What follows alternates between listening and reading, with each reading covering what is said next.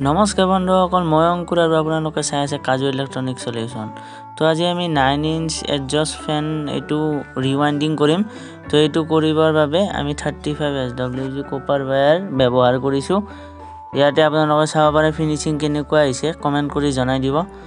এই স্পীডটো অতি হাই স্পীড হয়। এইটো আপোনাৰ 2800 RPMৰ এডজাষ্ট ফেন হয়। আৰু এইটো আপোনালোকে ভিডিঅ'টোৰ শেষত আমি ইয়াৰে ডাটা আৰু কানেকশ্যন সহ ডাটা আমি ইয়াতে দি দিছোঁ।